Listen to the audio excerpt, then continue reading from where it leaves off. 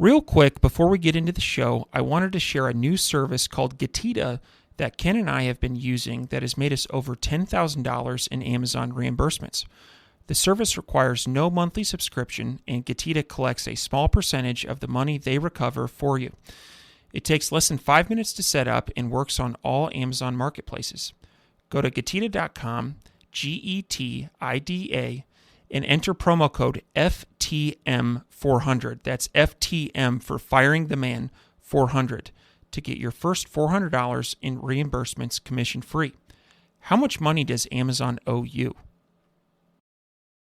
Welcome everyone to the Firing the Man podcast, a show for anyone who wants to be their own boss. If you sit in a cubicle every day and know you are capable of more, then join us. This show will help you build a business and grow your passive income streams in just a few short hours per day. And now your hosts, serial entrepreneurs David Schomer and Ken Wilson. Welcome, everyone, to the Firing the Man podcast. On today's episode, we have the privilege to interview Liz Saunders from Fluencer Fruit. Liz has been in the Amazon world since 2016 as a seller, an affiliate, and more recently as an influencer. Liz loves sharing all the things she has learned in the Amazon ecosystem over the last decade with others who are trying to figure it all out. Welcome to the show, Liz. Hello. Thank you so much for having me. Absolutely. So to start off the show, can you please share with our listeners a little bit about your background and your path on Amazon? Absolutely. So in 2016, I launched my first Amazon product as a third-party private label seller. I launched disposable rain ponchos for kids. And at the time, I launched with 1 packs, and little did I know that the FBA fees were going to be so high that those were not profitable. So took a quick step back, bundled them, did all the things that we now know, like make a lot of sense for new sellers, and ended up being profitable as a single mom, paid my mortgage with my disposable rain ponchos for kids, which was a really fun experience. So got started there. And then about a year into my seller journey, I had the opportunity, I had Greg Mercer of Jungle Scout, and started working for him and have been there since then. So during the day, I help sellers with tools. And then in the evenings, and my side hustle now is I do retail arbitrage. I've done Amazon merch. I've been an Amazon affiliate. And more recently, about a year ago, a friend of mine was like, hey, you love all things Amazon. I have one for you. It's the Amazon Influencer Program. So the last 12, 14 months or so, I've been playing with the Amazon Influencer Program and learned a ton, and that kind of brings us up to where we're at right now. Excellent. So Liz, can you share with the audience at a high level, what is the Amazon Influencer Program? And then we can kind of get into more after that. Absolutely. So you'll hear me say Amazon Influencer like a bazillion times because they named the program Amazon Influencer, and people are constantly being like, is it an influencer? Is it like, so it is influencers that live specifically on Amazon. It is a offshoot of their affiliate program. So if you're an affiliate, it doesn't mean that you're an Amazon influencer, but you can be both. So basically, in order to qualify as an Amazon influencer, you apply and you have an audience on either Instagram or Facebook, a business account, TikTok or YouTube are the 4 platforms that they accept from. The minimum numbers they haven't given us, so I just use the term they want a meaningful audience. So engaged numbers, no minimums that we know of. And then the way that this works for the part where sellers will be interested, right, is if you've looked at any of your listings recently, in that upper carousel, you see your videos and then related videos immediately underneath that. Those are usually Amazon influencers. Next to their names, it will say earns commission. So influencers are uploading videos directly to their Amazon influencer account. And if they are approved for on-site placement, then they get placed onto product listings in a couple different places, which we can talk about. And then the influencer can make money by driving traffic just like a traditional affiliate would. But the kind of win for the influencer is that we also make money off of traffic that is already on your listing looking to buy. So if you are selling dog toys and I have done a review for your dog toy, if somebody is there looking at your listing, they watch my video and then buy your product, I make a 1% to 4% commission without ever having driven that traffic. I'm just there to help people looking at your products make a decision about if they should buy yours or a different option. This is really interesting and something I, as an Amazon seller, didn't know a lot about. So as we're going through conversation, let's kind of attack this from two angles. One, from the perspective of a seller.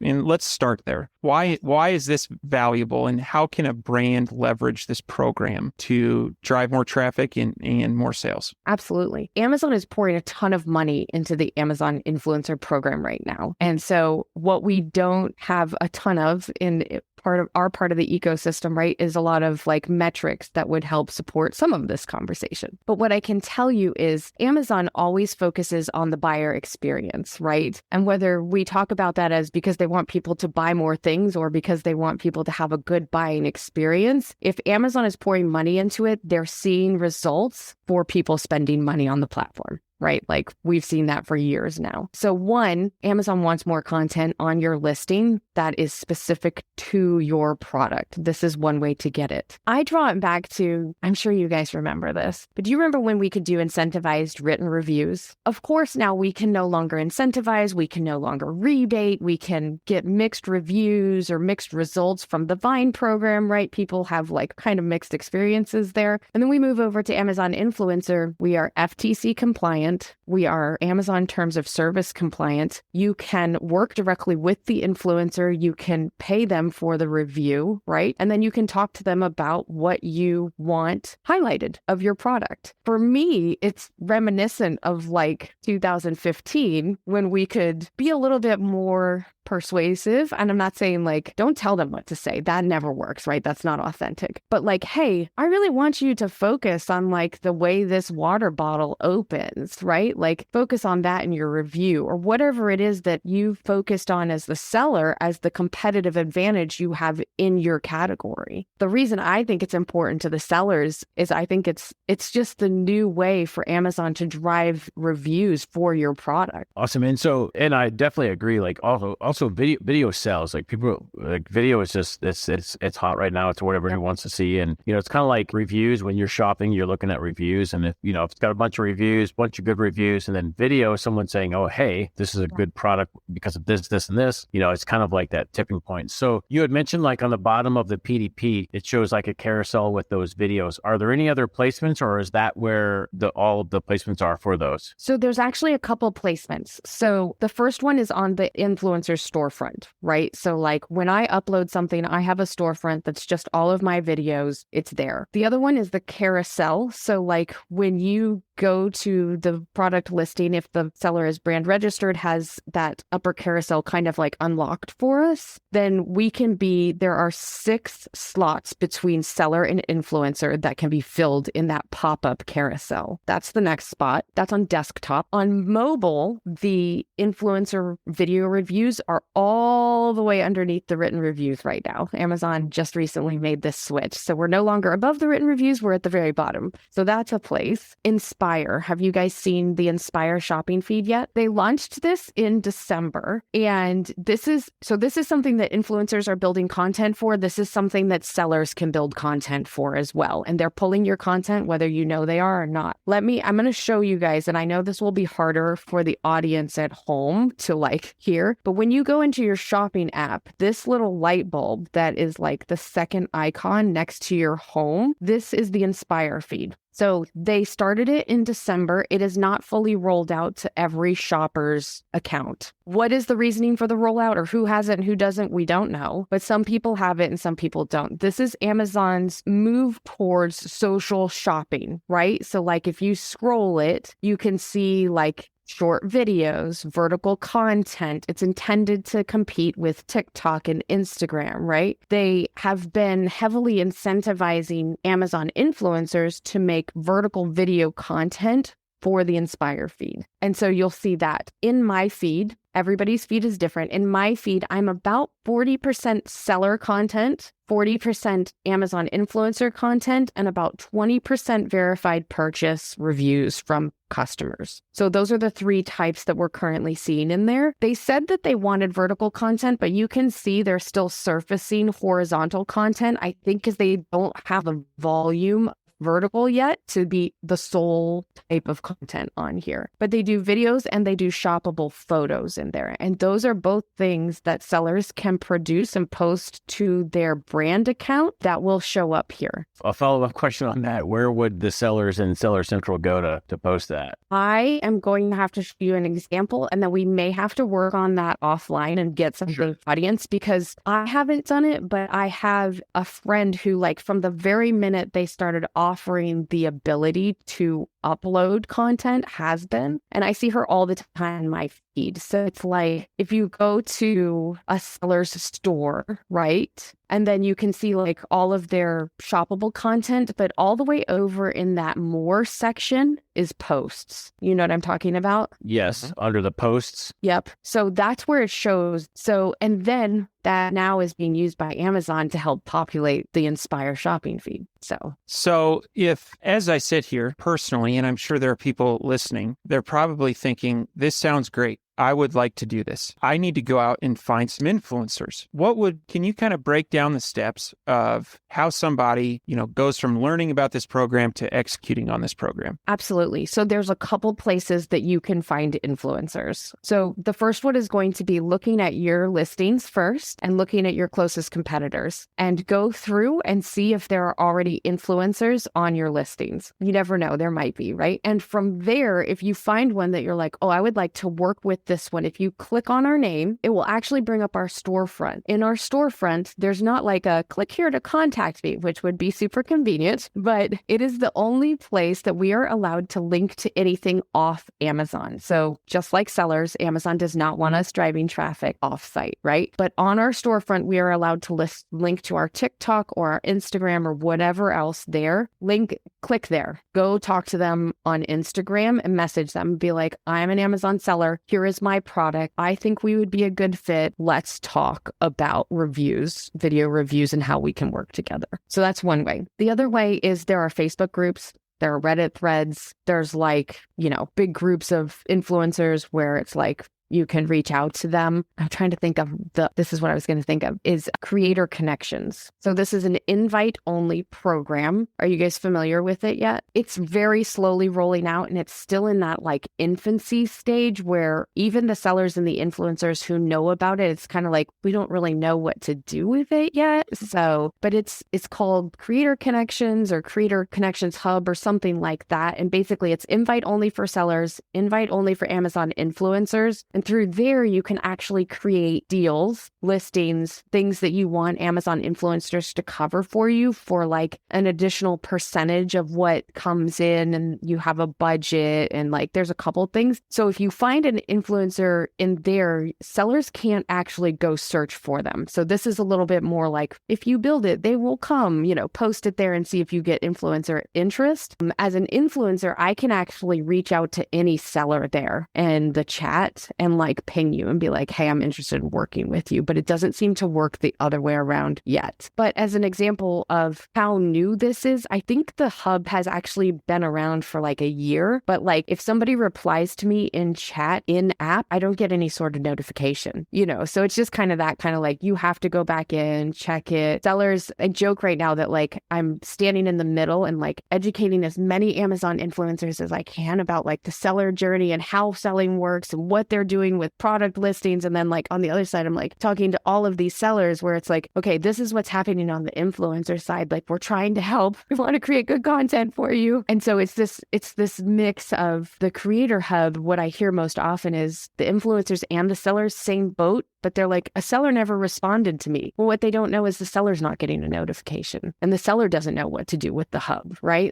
How do we set our budget? Is it, the seller sold this or sent this to me late and I was after the promotion, so I didn't actually make anything off of it anyways. Well, the seller's on the other side going, I don't actually know yet. I sent it, but it was outside the time, but it was still active in the listing. So you can find influencers there. It's probably not the route that I would recommend unless you're probably like us, right? Where you're just wanting to test things and be aware of what's going on in that ecosystem. So those are my kind of top 3 that are available. Now that we know a couple different ways to find the influencer. So finding an influencer, and then is it like you pay them a one-time fee, or do you give them a piece of commission? Like what does that look like to a seller? That's a great question. So there's a couple ways you can do it. The one thing that I will tell you is like, I started working in the blogosphere in like 2007, right? And right about that time, you could still like trade a product with a blogger for a review, right? And then it was like, oh, in that moment, it was like, no, now I have a fee and this is what I know I can bring to the thing. So I would say we're currently in that transition. If you went out, it is possible that you could find one depending on your product that was like, I would do this for a small fee or in exchange for the product, right? Like price-wise dependent. For me, where I kind of draw the line is it depends on your product. I normally charge a fee and I want to make sure that your listing is set up for success for both of us, right? Like there are a lot of things on the actual seller's product page that help control like how my review does. Interestingly,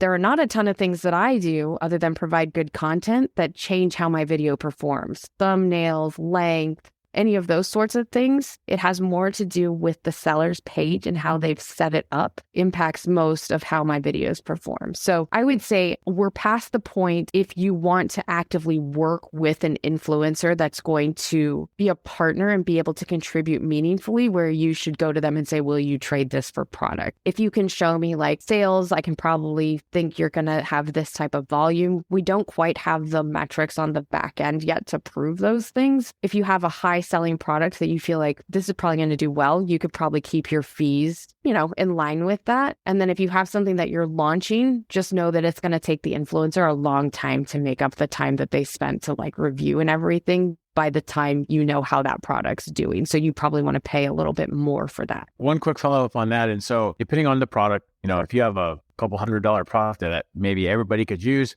Yep. You might get an exchange for that. If you're selling products that are sub $20, you're probably going to have to pay a fee, right? Yep. And so would it be helpful if someone came to you as an influencer and said, hey, I've got this product here. Our conversion rate is 37% and we sell X amount of dollars per month on this product. Would that be like something an influencer would want to hear? For me, yes. For most influencers, probably not. Most of the influencers are like, what kind of money am I going to make off of this? So like where I can probably translate that, just because I've lived in the seller world for so long, I think most influencers are going to want to know like what the fee is. And the other piece that's interesting in this conversation, like holistically, is our commissions are attached to your product category. And so how like when you create a product, like the 78 ways that you can pick the category that it goes into, right? Like the example I give right now is like bookshelves for kids. So some of those live in the baby category and some of them live in household, right? Well, it's not a huge difference, but one of those is 2%, one of those is 2.25%,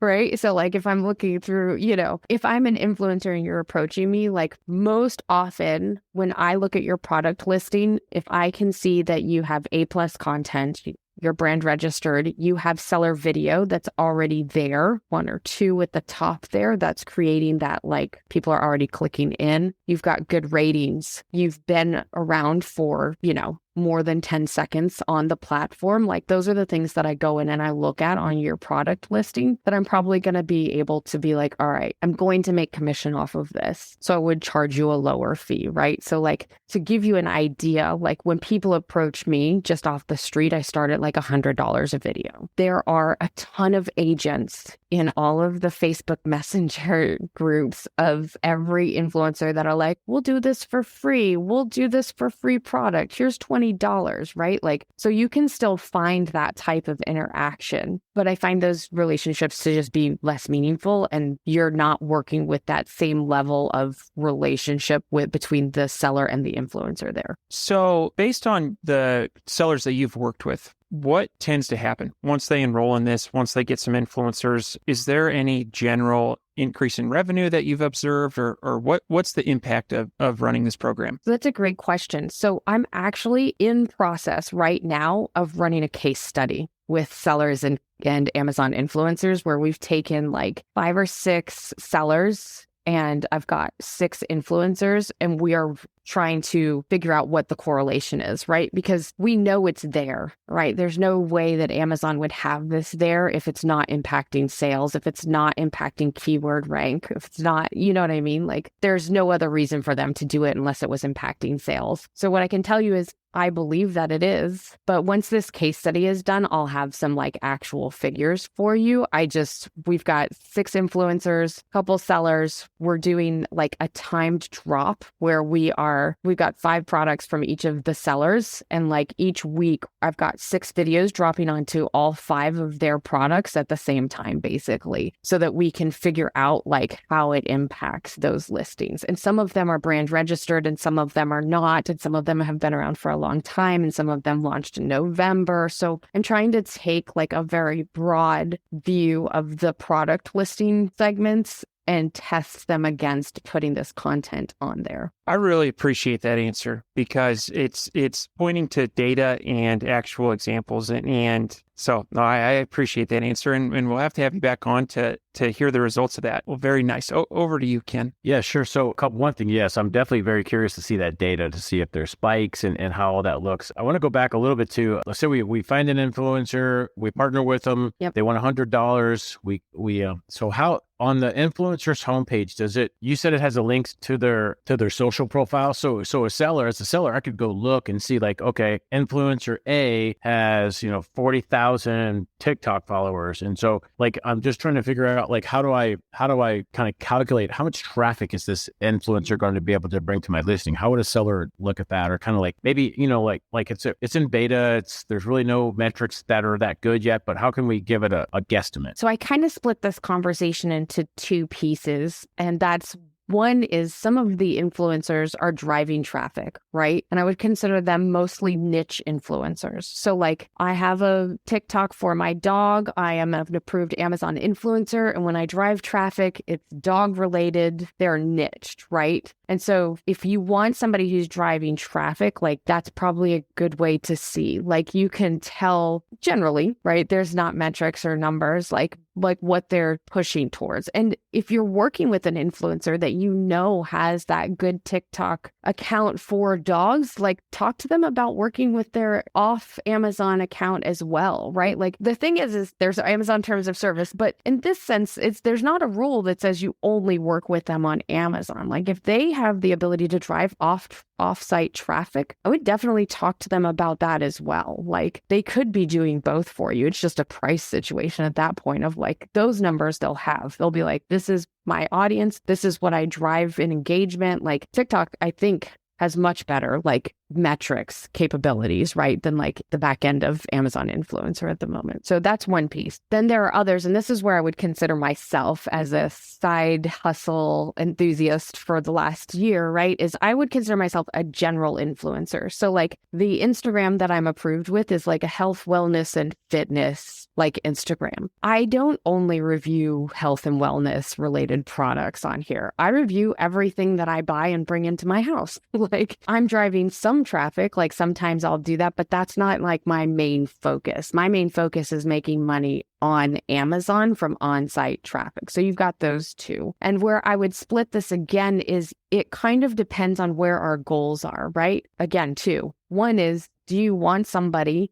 who is driving traffic? For sure. That's like a great thing to have them do. The other thing is what kind of juice does having Amazon influencer content give your listing, right? And that's what we're trying to quantify right now. We know that it does. Amazon has always leaned towards figuring out how to do reviews better so that shoppers like them and get more information from them. But so I would kind of split those goals out, right? Like one is the content on your listing. One is driving traffic. So that's your influencer versus your affiliate. One person could do both of those, or that could be 2 separate conversations. And definitely something just like anything else, like testing it out and kind of see what's happening. But I like your pro tip on using that. If you have a good relationship with that influencer, using that for offsite as well. Like, hey, by the way, what is your offsite?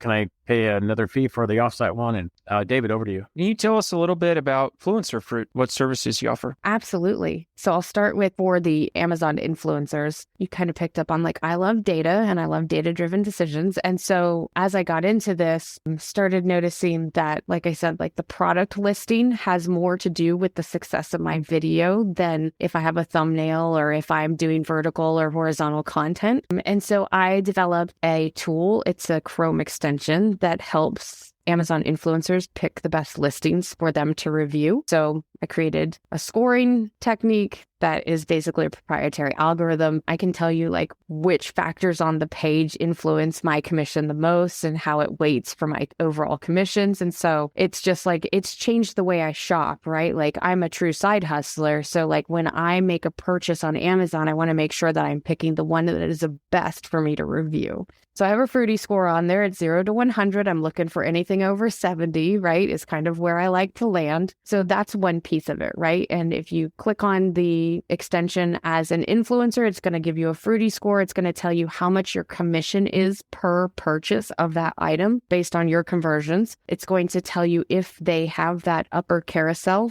right? And they're going to tell you if there are other influencers on it and how many of that carousel is open for influencers. So if the seller has 2 videos and there are no other influencers, I have 4 open slots. That's a good opportunity for me, right? So that's what I do for the influencers. And the other piece is, on behalf of the Amazon influencers, I'm trying hard to work with Amazon sellers and win as a collective on Amazon. So for the sellers, though, one of the things that I do is I will do an audit of your listing to help you make sure that your listing is optimized for the influencers who are shopping your category so that you can organically attract shoppers that are influencers. And then the other thing that I do is connect sellers with influencers. So specifically 6 influencers. If you have no influencers already on your product, I'll put it together where you just work with me, coordinate. I'll send you the addresses, work with you on what you want highlighted, and then I'll coordinate with the 6 influencers so that your carousel is immediately full and has all of that user-generated content within terms of service. I think that's brilliant. Actually, you took your Amazon selling experience and kind of translated it into hey, influencers, this is what you need to be doing. And so I think that's brilliant. That's awesome. Thank you. For every guest, Liz, we send them through the ringer in what's called a fire round.